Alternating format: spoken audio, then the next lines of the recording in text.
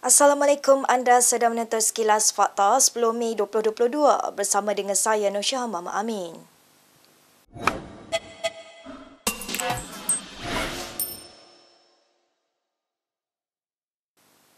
Susulan pengumuman Ahli Parlimen Bangi Ong Kian Ming semalam, spekulasi bertiup kencang bahawa Ahli Parlimen Damansara Tony Phua juga tidak akan menyertai PRU 15. Menurut Sinchu Daily, sumber DAP menyebut seorang pemimpin yang dahulunya bersama kumpulan elit dalam parti mungkin membuat keputusan yang serupa. Menurut sumber berkenaan, selepas pemilihan jawatan kuasa eksekutif pusat DAP pada Mac, pemimpin tersebut telah mengeluarkan kenyataan untuk menyatakan pendirian sedemikian. Ketika ditanya sama ada pemimpin yang dimaksudkan ialah Phua, sumber itu memberitahu Sinchu bahawa itu hanya spekulasi akhbar tersebut. Satu lagi sumber memberitahu Sinchu bahawa Phua telah menyatakan hasratnya untuk tidak bertanding pada PRU ke-15 walaupun sebelum pemilihan parti pada Mac. Malaysia kini telah meminta Phua mengulas mengenai keputusan Ong, namun dia enggan memberikan sebarang komen. Untuk rekod kedua-dua pemimpin tersebut tewas dalam pemilihan DAP baru-baru ini. Ong dan Phua merupakan antara pemimpin yang menggesa kerjasama Pakatan Harapan dengan bekas Perdana Menteri Muhyiddin Yassin di akhir pentadbirannya, namun ditolak pimpinan tertinggi gabungan itu. Kita ke perkembangan berikutnya. Menteri KPDN Help Alexander Nantalingki menutup penjelasan AirAsia susulan sejumlah besar aduan mengenai penjadualan semula penerbangan. Dalam satu siri ciapan di Twitter hari ini, Alexander berkata beliau telah menghubungi syarikat penerbangan itu untuk mendapatkan penjelasan daripada perspektif hal ehwal pengguna. Menteri itu berkata walaupun industri penerbangan dikawal selia oleh Kementerian Pengangkutan, beliau akan campur tangan dalam perkara berkaitan kepentingan pengguna.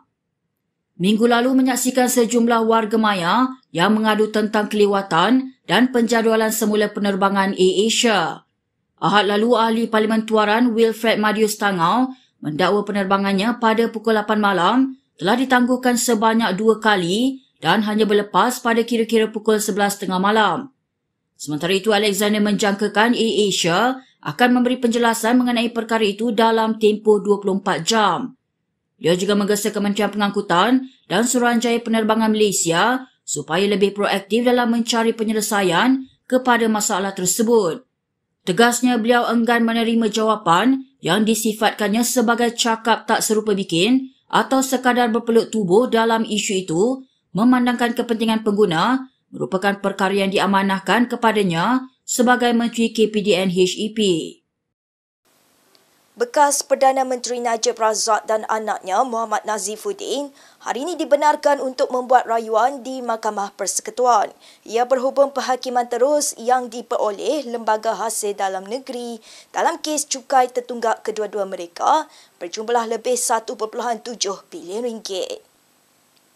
Keputusan hari ini dibuat sebulat suara oleh panel 3 hakim yang diketuai Ketua Hakim Negara Tengku Maimun Tuan Mat. Najib dan Nazifuddin memfalkan permohonan tersebut selepas tidak berpuas hati dengan keputusan Mahkamah Rayuan yang menolak rayuan mereka.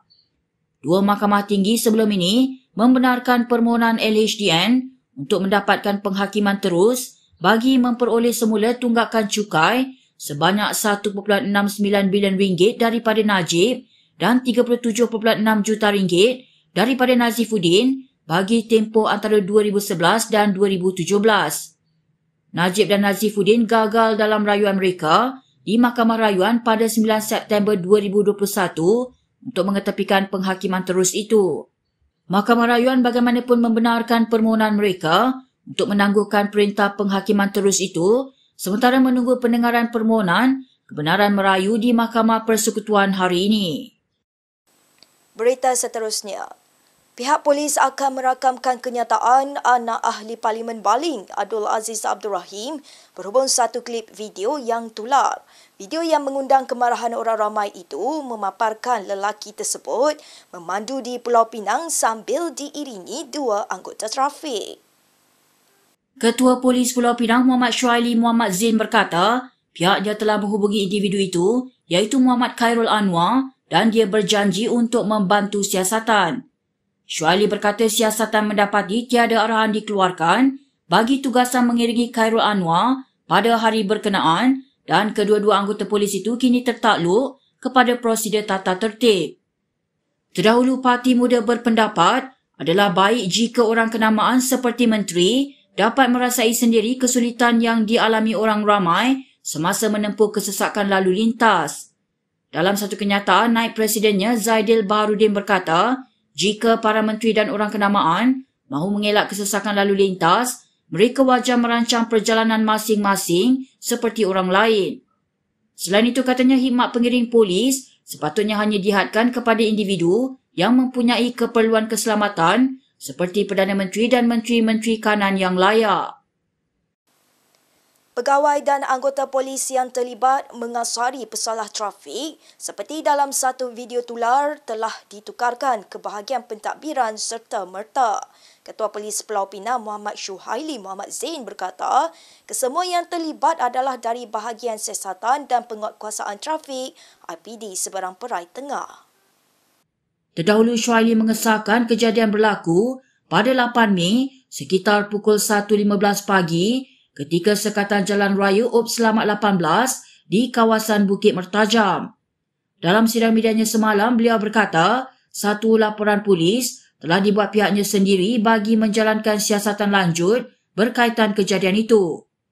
Insiden tersebut turut dirakamkan menerusi kamera papan pemuka seorang pengguna jalan raya sebelum ia dimuat naik pemilik akaun Facebook Penang My Hometown.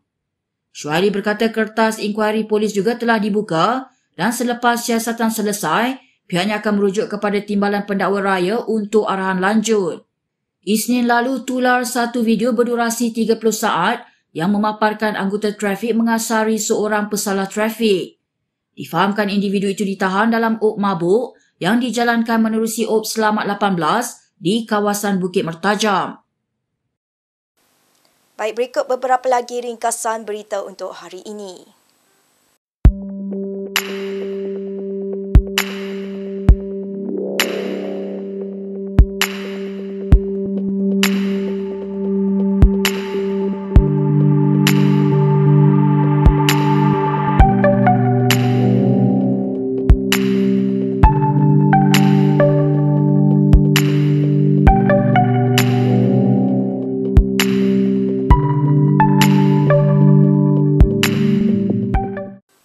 Sekian sahaja daripada saya, Nur Syihan Muhammad Amin untuk Sekilas Fakta. Untuk lebih banyak berita, anda boleh melayari kinitv.com. Anda juga boleh mengikuti kami di Instagram, Twitter, YouTube dan Facebook. Salam hormat dan jumpa lagi.